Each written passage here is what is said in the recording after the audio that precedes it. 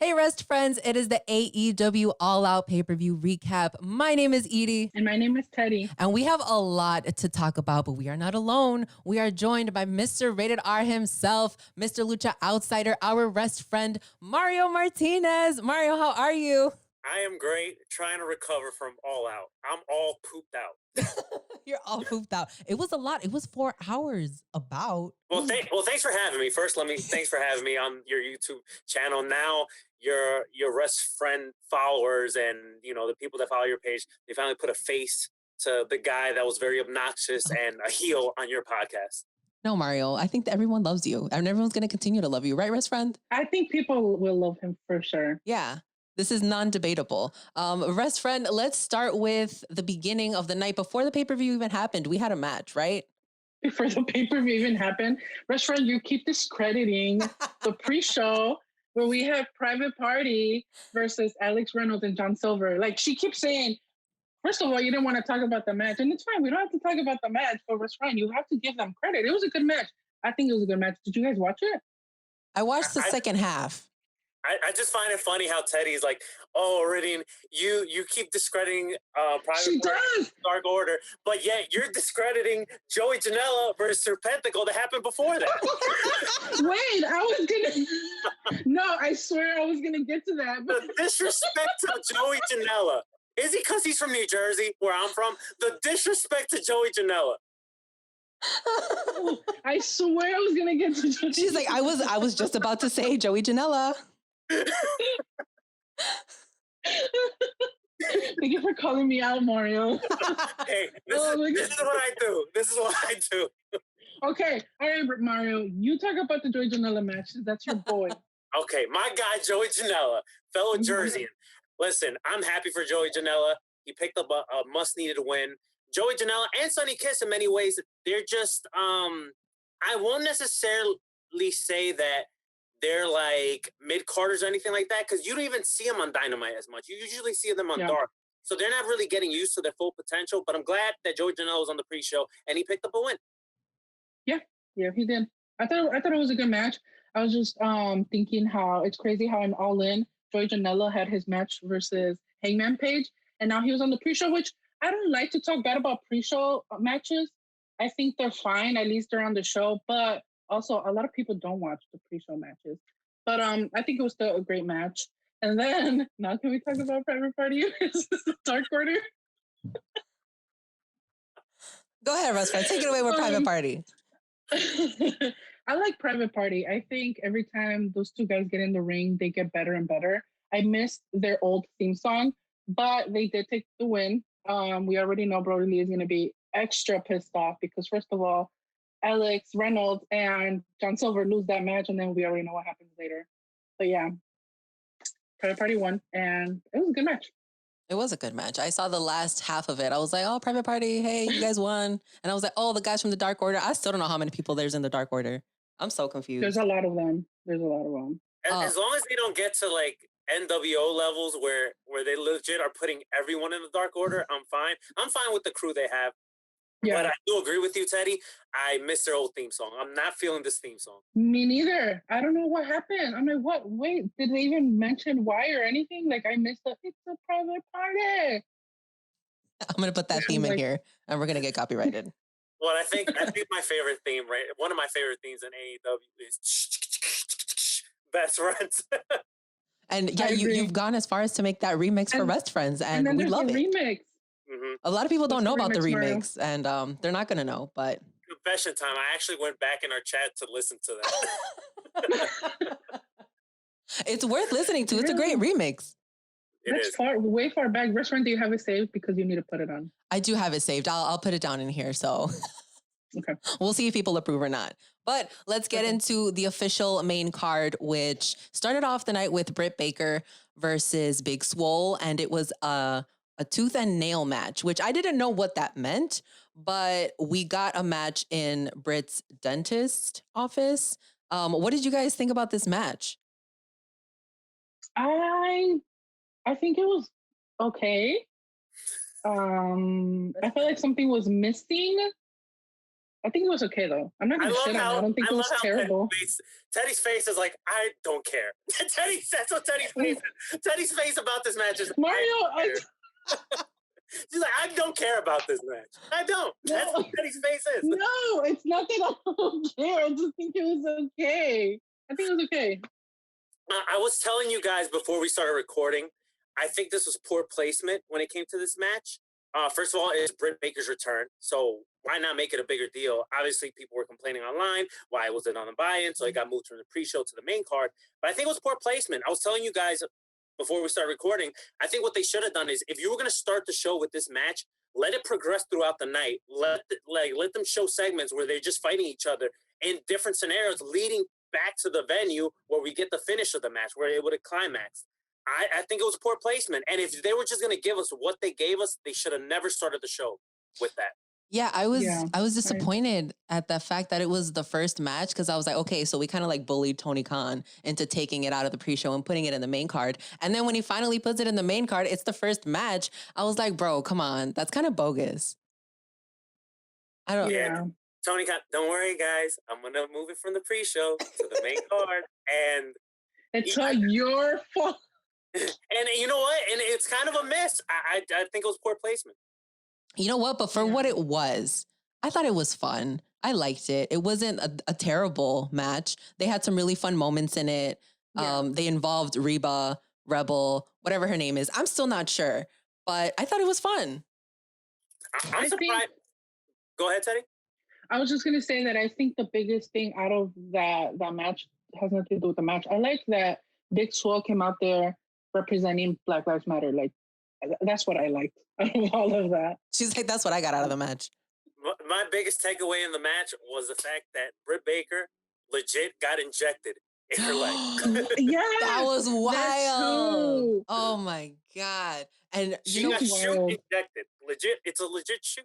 She was giving me mad Trish Stratus vibes with her broken nose face mask. I was like, oh my God, do you remember when Trish had her broken nose and she was like wearing that mask? Trish. Mario loves Trish, guys. I love Trish. Fun fact. He's like in love with her. But yeah, I thought it was a good match, but I do agree with you, Mario, that I feel like they could have done way more with it. If it was going to be in that like pre-recorded kind of video segment kind of thing. Right. Well, you guys, that's why they wanted to put on the pre-show, but then you have Wrestfriend Edie on Twitter telling Tony Khan, you better move it to the main card, Tony Khan. And now look at, we got on the main card and it wasn't even the best thing ever. You know what? At least he listened. He was like, you know what? People don't like it. People want them on the main card. So I think I might as well put them on the main card. But first of all, rude for not doing it in the first place, Tony Khan. And I love that people like you guys weren't content with that it was going to be on the pre-show, that it wasn't going to be on the main card, and you guys said something about it. So that's also cool. Yay, props to me tweeting.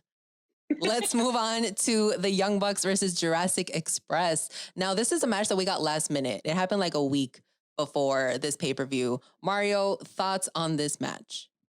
I thought the match was good. Both teams have great chemistry with each other.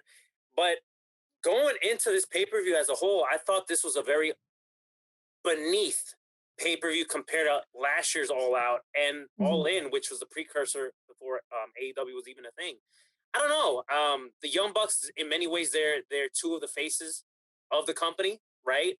And for them just to be in, I don't want to say mediocre match, but like a match that really didn't matter was a bit underwhelming. But I thought the match was good. You know, both guys, both teams have great chemistry.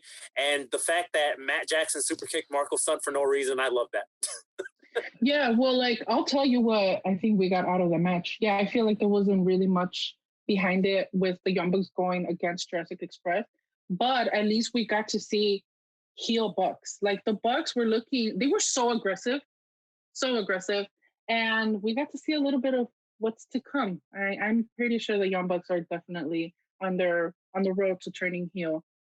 I was going to mention something else from later on, but we'll talk about it later.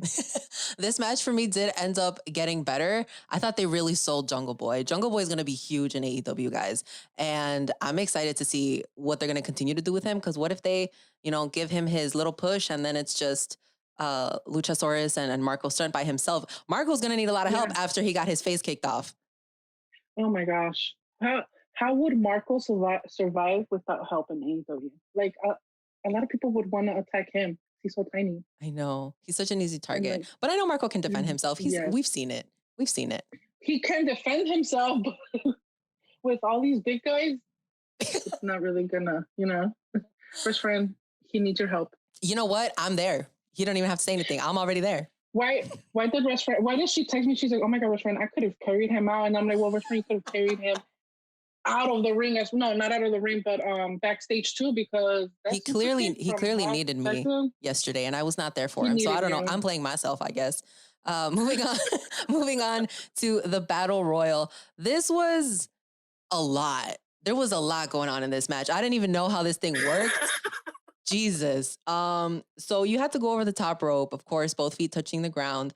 It was 4 groups and then one individual at the very end, the Joker. Mario, talk to us about this, because I know you have some particular feelings. Okay, first off, it was a rough night for anyone named Matt. Okay, let's start off with that.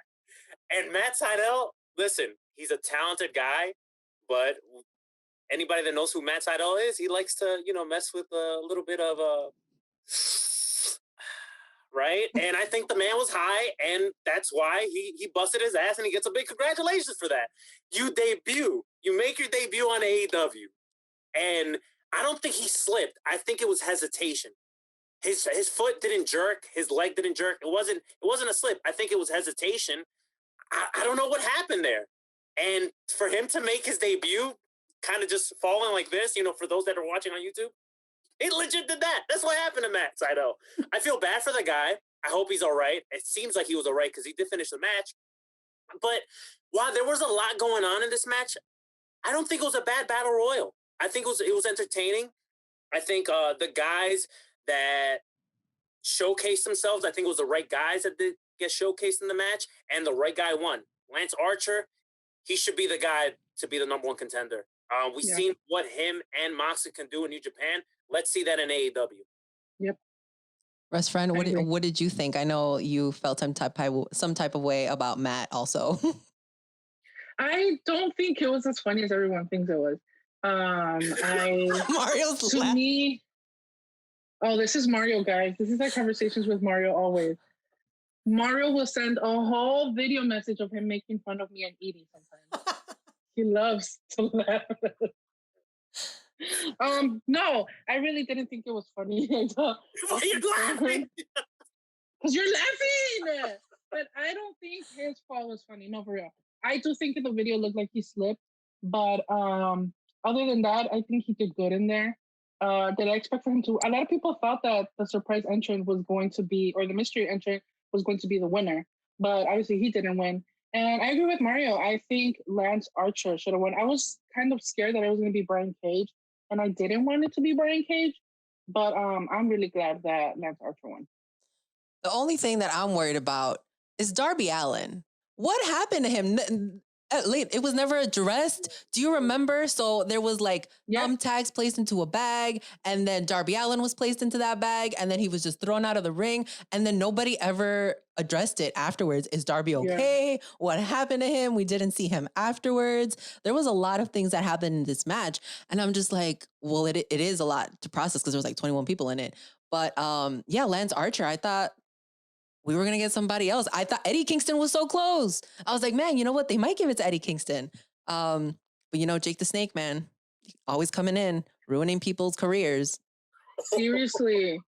Oh my goodness. No, about Eddie Kingston, I already knew it wasn't going to be Eddie Kingston. But you already knew, Wrestfriend. You were like, it's not. There's no chance. Like, Eddie low key gave Arena congratulations by saying like, she's like, I knew he wasn't gonna win. Mario, you're such an instigator. That's exactly how Teddy Face was. Like, I already knew Eddie. That's Wrestfriend's congratulations. She's like, I already knew it wasn't gonna happen. Now we know that's her congratulations. Thank you for pointing it out, Mario. Now I know. She'd be like, Wrestfriend, I knew they were. He is instigating and it's working. Oh my goodness. All right, let's talk about the last man standing match. Oh my God. So Matt Hardy versus Sammy Guevara, moving on from one mat to another mat. It started off in the stadium, which I was like, what is happening? And then it moved back into like backstage. At one point, the match was stopped because Matt Hardy took a fall and it looked terrible. All right. So Matt Hardy went through a table. You saw his head hit the concrete. And I was just thinking, oh my God, like this is it. And the match was stopped and they sent somebody to go check on him. And apparently he was good to go. And they rung the bell again to start the match to continue, which threw me off because I was like, holy shit, they're still going. Rest friend, explain more of this match. Well, to me at that moment when they actually went back, I was like, okay, so is this a work? Mm-hmm. Like, did they really just mess with our heads and made us think that Matt was injured? Because I was very concerned when he couldn't get up. So then in my head, I'm just like, damn, like that must have been some great acting if this was really a work. Because, oh my God, that was scary. That was very scary. So when they went back, you could still kind of tell that he wasn't all there. So I'm like, he was definitely all out. I'll tell you that. Love you, Matt Hardy. Matt Hardy, if you're watching.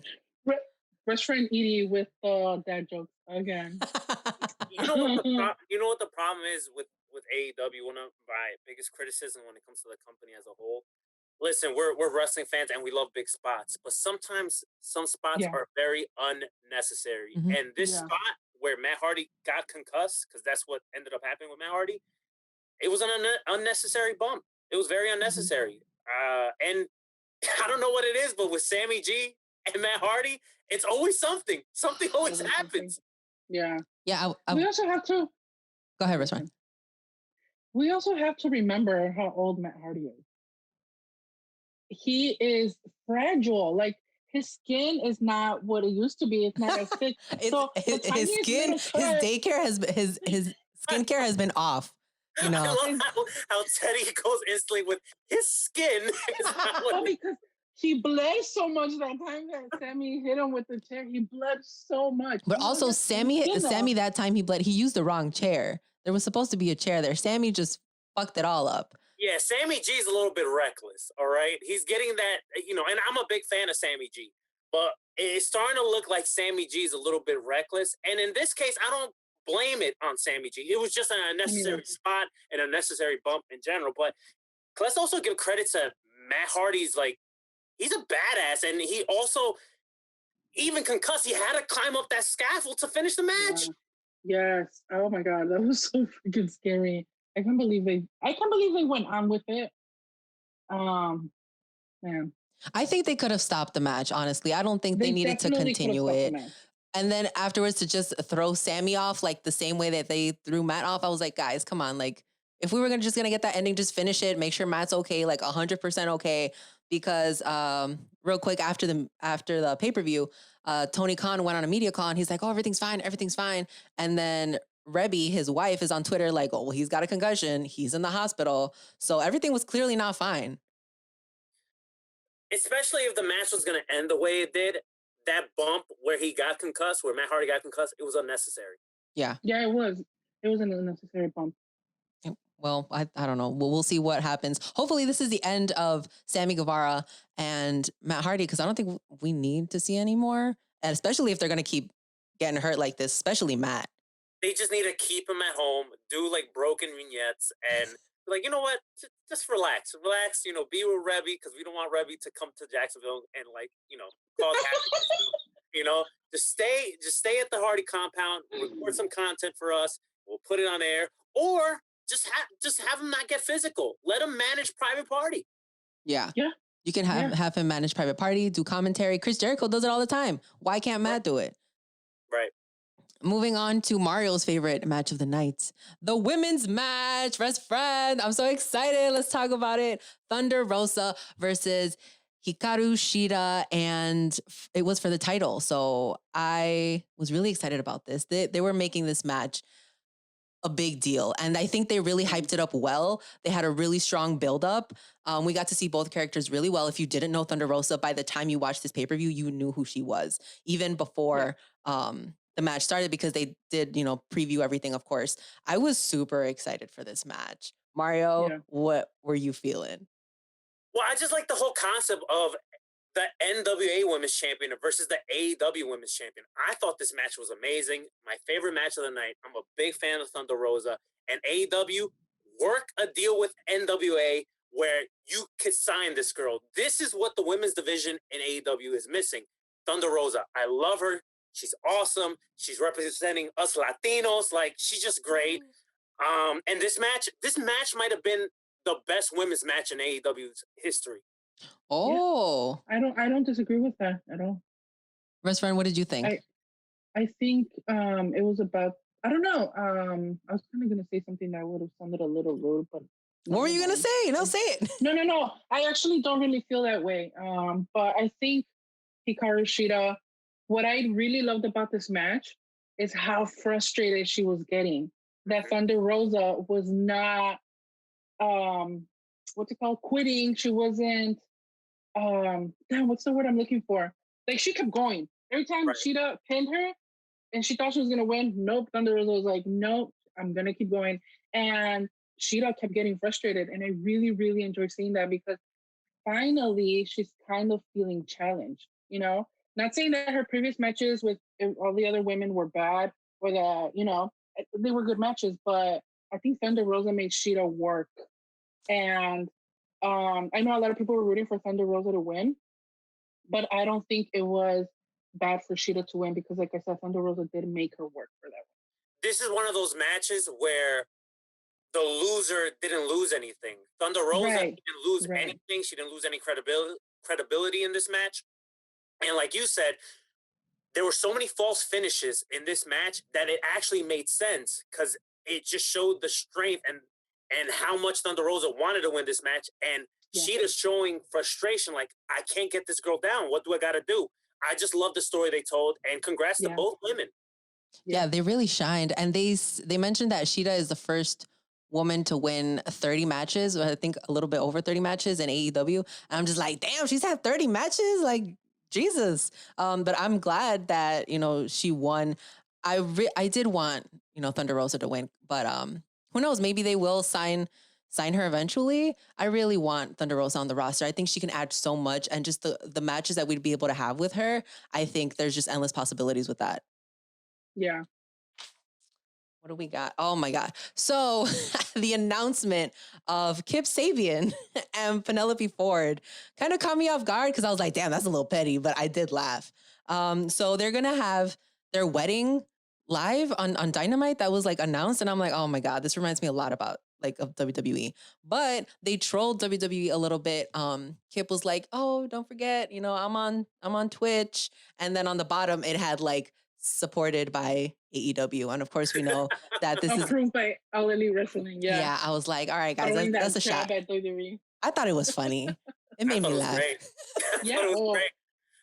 I'm all into the shade. This is one of those situations where I have criticized AEW in the past, where it's like, stop mentioning WWE or stop acknowledging or whatever. But this one, I feel like it made sense because it's like you're supporting your wrestlers, you're supporting your talent. And I think it's mind-boggling, and I think it's just so stupid that Vince and company is trying to control and dictate what your independent contractors, not employees, on what they do on their personal time. It's fucking stupid. Yeah, it is. And John Oliver has a really great YouTube video about that, about wrestlers and independent contractors and how, you know, even you always have to come back to wrestling if you're in the WWE because they don't leave you any money. And a lot of people have to start GoFundMe because, of course, you don't have insurance. And it's just a lot. But moving on to the pay-per-view, you know, we're still talking about it. Dark Order versus, we had Scorpio Sky, Matt Cardona, QT Marshall, Dustin, and it was Brody Lee, Colt Cabana. It was just, what did you guys think about this tag match? I think it was a little all over the place. I liked the match. I'm not going to disagree with the whole, it was all over the place. There was just so many men. It was like the battle royale. There was too many people. There was a lot of people, but I think it was great.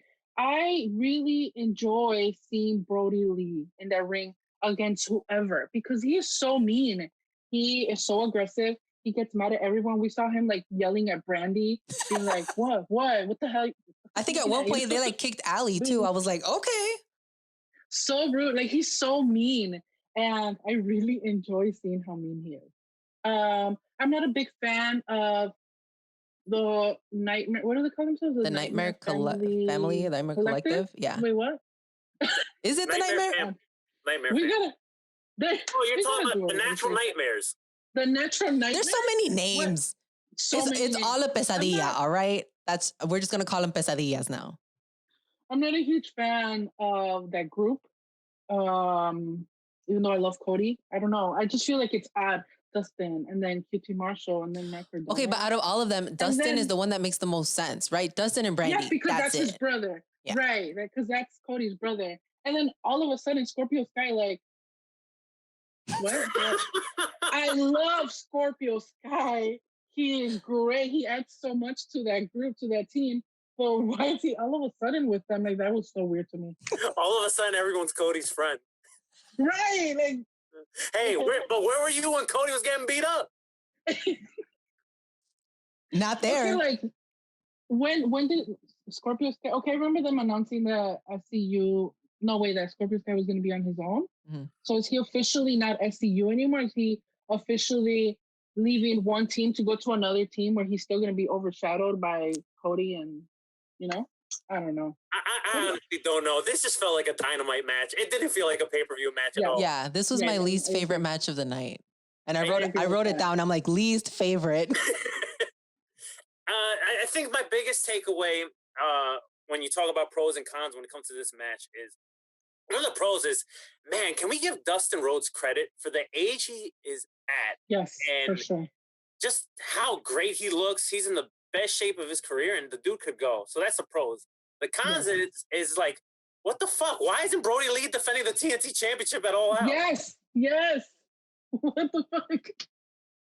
It's a pay-per-view. Why would you not? Like, you're gonna make this a regular schmegular ass match? I don't know. But you know what? Speaking of Dustin, I am glad that they're giving him the opportunity to go against Brody Lee for the. Mm-hmm.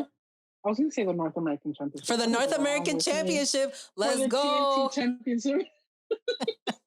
I'm very glad that they're giving him that match. Do I think Dustin's gonna win? No, but I think it's a good opportunity for him to show how he can still go on his own. Yeah.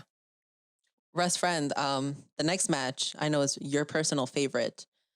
We had FTR versus Kenny Omega and Hangman Adam Page in a tag team championship match. Wrestfriend, tell us how you feel. Emotions and all. I need to hear everything. Oh my gosh. I'm butthurt. I'm not gonna lie. I'm very butthurt over this match. Throughout the whole match, you could just tell that Kenny wasn't in it for Hangman. Like, you could just tell. And you could see it in his eyes. It was very emotional, right? Very emotional. I think it was a great match, though. I love FTR. Mary needs to stop. Let me concentrate. I need to look out my window. She said, I'm trying to concentrate. I could still see him just shaking his head, laughing over here on the bottom. I think it was a good match. I love FTR, but I love Hangman more. Mm-hmm. So I know it's a lot to process. Everyone a lot happened. So rude to him. Everyone was so rude to him. Marius. I love how Teddy has made Hangman Page the victim. She can't put her love away, like take her love aside for Hangman and not be biased with this whole thing. First of all, I love this match. I thought this match was great. I don't think it was better than the Bucks, Omega, and Hangman from Revolution. Oh, but I thought this match was really good. I was a big fan of Hangman's tights. I think the tights make him look more of a badass. Yeah. Now, the story they're telling is the Elite is going to explode. Maybe we're just going to get to the original three and they're all going to turn heel. My biggest takeaway of this match, besides FTR winning, was what we got to see afterwards. How Omega wanted nothing to do with Hangman Page, and kind of the dialogue we heard from Kenny Omega and the Bucks. It looks like Kenny Omega is giving an ultimatum to the Bucks, and I instantly thought, like, yo, what if they return to New Japan? Or what if Kenny Omega returns to New Japan and he's in the G1 Climax and we see the return of the Cleaner in AEW? That would be great. First of all, that's in a perfect world, In a perfect world. right? That would be amazing. I definitely agree with that. I just wish you wouldn't have thrown Hangman Page under the bus to get to that, but whatever. I'll tell you one thing. This story is definitely pulling at my heartstrings. I was like, oh man, how are you just gonna let Hangman you didn't even catch him. You didn't even try. You could have like fake trying to put your hand out, trying to catch him. Um, Kenny is just like, everybody from the Elite right now is just in their feels. And I don't know what it is, but like the Bucks are super aggressive. And I was telling Teddy, I'm like, oh my God, it's crazy, that the Bucks are mad aggressive like this. And she's like, oh, you're not even ready for what's about to happen. And Kenny too, I was like, damn, I've never seen Kenny like this. I've only seen Kenny in AEW. So to see another part of Kenny probably progress into a heel character, I'm super excited for that. You know what? And Mario's gonna laugh at me. Oh God. What really pissed me off about this match was that they lost because of Kenny. Who did Kenny hit? Hangman Page. That was that was supposed to be for one of the FTR guys. I forgot which one it was, but he hit Page, and said, I wasn't even looking at FTR. She's like, all I saw was Hangman get hit. Well, I really forgot which one of them it was, but yeah, they pinned Hangman, and that wasn't his fault. But whatever, you guys. I kind of want to see like AEW in Teddy's eyes, because and I'm gonna give you an example. When they show us like the posters for like All Out or like Full Gear when they're promoting, and you have the different wrestlers or whatever, like it'll be like Jericho and Hangman Page and Kenny Omega. I feel like Teddy, when she sees these posters, she sees nobody else but Hangman. There's like a whole bunch of Hangman Pages on the poster. That is not true. I feel like she doesn't acknowledge anyone else besides Hangman Page. So instead of seeing like Jericho, Moxley, Hangman Page, or Britt Baker or whatever, they're all just Hangman Pages.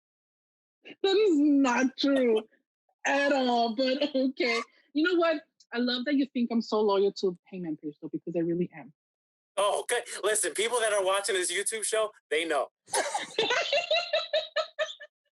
Wrestfriends, that's true. People do know. People on the podcast know. People on Instagram know. People on Twitter. Twitter knows. Oh my God, can we move on? You guys are making me blush. All right, guys, moving on to Orange Cassidy and Chris Jericho in a match that I have never seen before. It was a Mimosa Mayhem match. That's what they were calling it. And the goal of this was, of course, you have to win, but you won by pinfall or submission or by submerging your opponent in a mimosa mix pool. Mario, what do you think about this match? This has Vince Russo written all over it. This match, it was what it was. It wasn't mimosa. It looked more like Tang. All right. Yeah.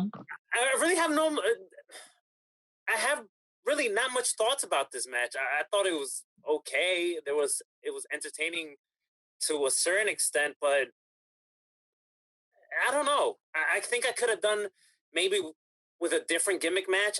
I don't know, with another type of stipulation. I just think the whole mimosa whatever gimmick, I think is just a little too much, a little hokey for me. But I will say the right guy did go over. Orange Cassidy beat Jericho, and we already knew Jericho was going to be dumped in the Tang or the Mimosa, whatever you want to call it. So the right guy did go over, but I don't know. I wasn't really into this whole gimmick of a match. Wrestfriend, what'd you feel? You know what? I don't have a problem with the gimmick, like Mario says. I think I like the idea of the whole mimosa pool thing, how they had that. I just don't think it was a good build-up to Jericho going into the mimosa. What is it called? A pool? I don't know. Like Mario said, I think it was the right guy, Jericho. He just makes it a little funnier. But I don't know. I felt like they were trying too hard because every time I go back to the match and I remember Jericho like sort of dipping Orange Cassidy's head into the tank, because yeah, you're right. It did not look like a mimosa. It didn't look like orange juice with champagne. It looked like Tang. So every time he was dipping his head in there, I was like, it looked like they were trying too hard. That's how I felt. You know, I was thinking the whole time, if this was a women's match, oh my God, I would have hated it. And I still didn't like it as a match in general. I was like, why does there need to be pool? Why does somebody need to be submerged into this pool? It's very like, I get it. It's like it's summer. Oh, let's have some pools out there. They took my WWE advice that I wanted for SummerSlam. What I just wanted a pool, and they put it in AEW. But I thought it was fun. My anxiety was like at an all-time high because I was like, oh my God, they're almost going in. Oh my God, it's gonna be terrible. But I liked it. I thought it was entertaining. I don't think this Orange Cassidy Chris Jericho feud needs to continue. I think they should just move on. I think we've seen enough of these possible matches. And I think it's funny that Chris Jericho the whole night was mentioning, I have made Orange Cassidy a main event. I have made him a main eventer. And this was not the main event match for this pay-per-view. So I was like, so clearly, Chris Jericho, you were not talking about tonight. I mean, I think you can make an argument that was a semi-main, you know? So they did where it was closer to the end of the show. But my question is, what happened to all that Tang? It's on Stella now. Did you see? It was poured all. Mario. Hi, Stella. Stella, if you're watching, oh my God. Did you believe it? He's going to shoot his shot right now. All right. It's from going to semi-main event to the actual main event. We got MJF versus Jon Moxley for the AEW Championship belt. This was a match. It was great. I think it was fantastic as the main event. Before it even started, though, something happened. Jon Moxley was walking into the ring. And then what happened, Mario? One of these piece of garbage wrestling fans ran up and got yoked up by security. Like, what's wrong with you people? And I think it's something with Florida. I think it's Floridians, because NXT fans are just as bad. They're just as bad. I can't stand wrestling fans. You guys are too much. This is why, as a wrestling community, we look down upon, because of idiots like that. That's why we can't have nice things. Yep. Yes, you're absolutely right. And you know what? Like, I got another issue, too, with whoever was directing AEW and when it comes to camera angles. Why did you guys keep putting it on that piece of garbage NXT fan? Like, why? Why did you put it on that guy? He's everything that's wrong with wrestling fans. Everything. Man. Oh, I thought you still have more, Mario. I thought you. I do have more. I do have more. Best friend, you know he could keep going on about these wrestling fan slapdicks, as he calls them. Also, let you know, to every wrestling journalist, Izzy, that's the Bailey kid, all right? Her going to an AEW show is not news. That is not news. Who cares about? Look at Teddy. My whole thing with this Jon Moxley match, before it even happened, hold on, we're not even talking about this match yet. I'm still talking about this security kid. He was like on his way, and then he kind of saw somebody coming, and he ran. Like he was like, "Oh no, I have to do this. I have time to do it." Like he wasn't gonna get tackled to the ground, and you saw a little bit of it on camera because you see like an arm, and then Jon Moxley was like, "What?" But the backstage, or like the actual arena video, oh my God, that made my day. I'm like, first of all, you wouldn't let somebody do this on the regular. Now we're in a pandemic. That's just, he should go to jail. He should serve some time. Like, don't be touching people. What's wrong with you? I know. Yeah. He's such a moron. And in the pay-per-view, it kind of looked like it was a child, and like their dad is the one that held them back and went to grab him. And then you see that actual video, and you're like, that was a grown-ass man. And then according to Stella said that wasn't even a security guard. Like he's like an extra, like he's been an extra or something like that. But he did such a great job. Like he took that mother effer down. Yeah, he started walking towards her. He's like, no, this is not happening. Not on my watch. Such a quick response. It reminisced me, like it reminded me when Bret Hart got attacked. You remember at the Hall? Yes. At the Hall of Fame. That's what I'm like, what the hell's wrong with people? I just, this is why we can't have nice things, you know? Yep. Fucking Jacksonville, they opened up Daly's place for the fans, so obviously social distancing, and then you have a jerk off like that does something stupid. Like, come on, guys, what are we doing here? Yeah, and I kind of wish he would have gone to Moxley, because Moxley would have beat the shit out of him. I love how Moxley sold it, though. You saw him on camera? Yeah. He didn't think he was like, okay. Yeah. I don't know. So let's get into the actual match. The match? Yeah, let's talk about the match. Best friend, I know how you feel about MJF, but tell us how you feel about this match. I think it was a great match. Look, I don't like MJF. I don't like him at all. When people are like, "Oh man, this young man would be a great champ," and da da da da da, I'm like, "Oh, I hate that," but it's so true. He is good. He's good. But I am so glad that John Moxley beat his ass. That was a great match, man. It was my favorite match of the night, by the way. Okay. I thought this match was great too. I love the fact that both guys got color in the match, and people forget too that while they're different when it comes to wrestling style, right? They've kind of came up in the same roots. They were both former CZW champions, Combat Zone Wrestling. They came from there, and obviously CZW is a terrible organization now. But back in the day, they were a credible indie, and they both came from there, at different times. But I really enjoyed this match. At first, when they announced the match and we started the build up, first of all, I thought the build up was good, but I thought like, man, this is kind of a contrast to styles because how are they going to mesh well in the ring? But they did. They pulled it off, and I thought this match was great. And I love the finish. How Moxley got one over on MJF, due to Wardlow's interference, and it kind of backfired on MJF. I thought the finish was great, and I don't think MJF loses anything with him taking this L, Yeah, MJF's still a heel character. People are still going to hate him. I do think that this might break up that MJF, Wardlow relationship. Who knows? But I'm hoping for it because I think Wardlow by himself would be great as a singles competitor because you can put him against big guys. You got Brian Cage, you got Lance Archer, put him in that category, Luchasaurus, let them all go at it, have them do individual things. But the build up to this match was great. I loved that lawyer segment that he had to go against.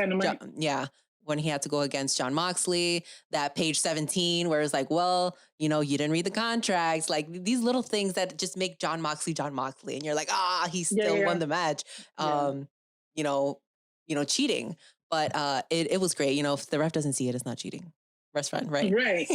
You know what I really, the one thing I do like about MJF is that he's such a heel, right? He is a huge heel and he does it right, but he still sells. Every hit that John Moxley gave him and everything, he sold them. And that's what I really like about him. Okay, no, I don't really like him. No, that's fine. You can't take it back. No, take it back. That's the one thing I like about him. Let me put it that way. Because I really don't like to do. You know what's one of my favorite things when it comes to wrestling matches, when you have a heel and a face and the crowd is like emotionally invested in the match? One of my favorite things is, and it's something very small, but just the reaction of the audience when it's like they're doing the back and forth and you hear the boo, yay, boo, yay. And you heard that during this match. I think it was like right towards the end. And it was great hearing the audience. Like, obviously there was fans there. So it was great hearing that again. Like, I love little things like that. Yeah, no, I agree. I think going back to Jericho, his entrance, and you can see how much happier Jericho is now that he could hear a crowd singing his song. It makes such a huge difference. It kind of changed. Like for Dynamite, it changed the atmosphere for Dynamite. For All Out, I didn't notice it much, but I am kind of happy that there's a little bit of a crowd now. For All Out, there was the most people that I've ever seen in an AEW show, in this Corona time. That was a lot of people. I was like, oh my God, how did y'all let so many people in? But I did see everyone wearing their masks on. I did see everybody socially distanced, except for that one dude who hopefully doesn't ruin it for everybody because it's a privilege. Like these shows don't have to let you in. They don't have to sell tickets and allow fans because a lot of shows are not doing it, but AEW is. And I think if people don't get their shit together, this is a privilege that we could lose. They're going to be like, you know what? We're going back to no fans. Yeah. Get rid of fans like that. Get rid of the stupid NXT fan that he's just a problem. I don't need to see Izzy either. Fuck that whole shit. So I don't know. That's my issue when it comes to fans. But come on, we got to do better, guys. Like, why are you ruining? Why are you doing things like that, ruining for everyone else? You know, that wants to actually go to these shows and enjoy it. Yeah. After this pay-per-view on Twitter, a lot of people were not happy with this pay-per-view. They were like, I can't believe I just paid $50 for that. And I was like, God damn, relax. I was telling Teddy, I was like, I didn't think it was horrible. What is everybody talking about? Like, I think, you know, for $50, I mean, okay, maybe it was a little much, but the stories, I was like, I was invested. I had a good time. Did you guys not have a good time? You know what? This is what I have to say about the people complaining. If you're going to regret spending $50 on a pay-per-view, don't spend $50 on a pay-per-view in the first place. If you think spending $50 is a lot on a pay-per-view, don't fucking spend it. Because then that means you probably will regret it afterwards if you're already complaining. You know what I mean? Me and Sergio decided we're gonna pay $50 for a pay-per-view that, for a pay-per-view from a company that we know we like. And even if the show would have been terrible, you know what? Whose fault would have that been? Ours, because we spent the $50. You know what I mean? Like people just want to complain about anything. You know what it was too about this overall show. Now, first of all, I don't think it was a great show. I think it was an okay show. I did enjoy a couple of things on the show, but then there were some things that were questionable. But that's with anything, you know. Everything is subjective, you know. When it comes to this pay-per-view, even going into it, it just didn't have an all-out, all-in vibe to it. And I know people are gonna say like, "Oh, but we're in a COVID era." Double or Nothing this year during the COVID era was a great pay-per-view. They gave us a great show. Not saying that the talent didn't try. I'm not saying that they didn't have the intentions to give us a great show. I think AEW and Tony Khan, they always have that intention to give us the best product they can. But guess what? WWE, they don't always hit a home run. They've given us shit. And guess what? People still watch their product. Companies, wrestling shows are allowed to have maybe not so great shows. I don't regret wasting $50 because I want to invest in AEW because I love AEW. I love talent. Like I said, it wasn't a great show. I think it was an okay show. And shit happens. Shit happens. There was some stuff like the Matt Hardy thing and even the Matt Sydal thing that was out of control. It was out of their control. That's not the company's fault. Shit just happens. Shit just happens. Yeah. You know what I also think? Damn it, never mind. I forgot what I was gonna say. it literally just. I don't remember what I was gonna say. It flew right by us, Ren. No, I think I was happy with the pay-per-view. I was surprised that it was still $50. I was like, but I never questioned not buying it. You know, I was like, damn, I'm gonna have to spend $50. But I knew that I was gonna spend that money either way. Right, because that's on you. Like you made that decision. Yeah. And if I was unhappy, well, then I was unhappy because I paid for it. Whatever. But I wasn't gonna go on Twitter and be like, oh, this is terrible. This is the worst thing I've seen ever. Yeah, for me, it wasn't even a money thing. It was just after the pay-per-view, I'm like, wow, that pay-per-view was long and it was okay. It wasn't, whatever. But even going into it, like I said, it just didn't feel big. Like even Double or Nothing that happened this year during the COVID era felt like a big show going into it. Even though we knew it was going to be different. Like obviously no fans, etc., COVID, social distancing, it still felt like a big show going into it. This show, not so much. I remember we were talking about it before the pay-per-view, like a couple hours before the pay-per-view, that it felt like a very Dynamite-esque card. But I do want to say that for me, some of the matches, most of the matches were like above my expectations. I was like, oh, you know what? This is like a Dynamite match, but it is also a pay-per-view match now that I'm watching it. Like they exceeded my expectations when they finally put the matches on. And that's great because I also went into the pay-per-view not expecting much. Not that I don't believe in them. I just knew, first of all, I personally was bummed out because I wasn't there. Take a shot. I in the beginning of the show, I should have been like, take a shot every time I mentioned how much All In and All Out means to me. But I was very bummed out that I wasn't there. So I was like, I'm not going to expect much. I'm not going to expect for me to be like, oh my God, this was amazing. But I did like every match. I think every match had its own, what's it called? Like they all their did own great. shining All the moment. wrestlers did great. Was every match amazing? No, but I think the difference between what Tony Khan allows these superstars to do and what Vince McMahon allows his superstars to do is very different. Like sometimes the reason why we don't like a pay-per-view for WWE is because Vince McMahon doesn't allow their superstars to really put themselves out there. Tony Khan does. And that's why we could enjoy AEW matches even if they're not the greatest. Mhm. Well, I don't have any more final thoughts besides if it was less than 5 hours, like it was like 4.5 hours. It was long. It was reminding me of like WrestleMania when it was like fucking 7 hours long and shit. But if it was shorter, I was like, all right, cool. But we wouldn't have gotten everything that we've got. And for what it was, I liked it. I enjoyed it. I'm glad I watched it. And I know there's people out there that are gonna be like, well, whatever, AEW heels is also $50. Like whatever. You guys are AEW marks and you just want to shit on WWE. Mario has that voice sounds so good. It's so great. Like, I love it. I love it. Listen, I torment my own audience, okay? I torment the people that listen and watch our show. So of course I'm going to torment the people that watch So our of course, Rest Friends, we're not going to be spared. Absolutely not. Oh no.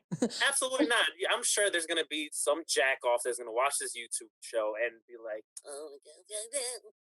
Look, you guys, Mario always tells us how much he loves us. That we're his little sisters, his children. He loves us, right? Yes. You guys are my kids. We're his kids. But that doesn't save us from being roasted. We get congratulations over congratulations. Yes. He loves laughing at us. Mm-hmm. Oh my God, Mario. He loves putting us on blast. We know that this is how this relationship works at this point. Yes. So if he's like that with us, he does not give a shit about you guys. He will be mean to you. Well, Mario, thank you so much for joining us on our recap show for AEW. Well, thank you for having me. At least we know that we had a better outcome than anybody named Matt last night. I cannot. Mario, if our Rest Friends want to know more about you, where can they follow you? Where can they learn everything about Lucha Outsiders? Okay, so you can follow me at Rated R Since 87, but make sure you follow us at Lucha Outsiders everywhere, Instagram, Facebook, Twitter. Even though we don't really post anything on Twitter, that's not my, thing. That's Sam, but Sam doesn't do anything with Twitter, so whatever. But make sure you download and subscribe to the podcast wherever you get your podcast needs. And if you want to watch us, if you want to watch our jocularity, also like us on Facebook, and you'll get the Facebook live feed before it becomes a podcast. And guys, you really need to watch this feed because Teddy and I crack up, okay? You really need to check out Lucha Outsiders. They honestly, when we started Rest Friends, we talk about this all the time, that Lucha Outsiders were a lot of where we got our news. And Lucha Outsiders were one of the first, group of guys that we were like, oh, these guys also like what we do. They're very supportive, very helpful. And it's just like something that's very uncommon in the wrestling community, especially when you're doing journalism. So we are really appreciative of Mario. And we were supposed to all be at All Out all together. We were supposed to be drunk. We were supposed to be wasted watching this pay-per-view. But, it's going to happen soon. And when it does, it's just going to be all that greater. I feel like the buildup is worth it. I was going to say, you know what? Yeah, because we couldn't get together this time, when we do finally see each other again, it's going to make it so much better. Because I miss Mario. So when we finally see him, it's going to be great. We're going to run to him and he's going to fall. We're going to fall on top of poor Mario. I feel so bad for you, Mario. We're going to be so excited. You're going to be like, oh my goodness. Hopefully this, there'll be a turn of the tide when it comes to this whole COVID and, social distancing situation. And I'll make it my way to Chicago and, we'll just have fun again and, be the three best friends that anyone can have. I'm going to end with the remix of Rest Friends. That's what's going to go in. I love that. Well, guys, thank you so much for watching this week's episode. Everything about Lucha Outsiders. I'm going to put their links down below. But once again, Mario, thank you so much. And thank you, Mario. We will see you guys next time. So bye, guys.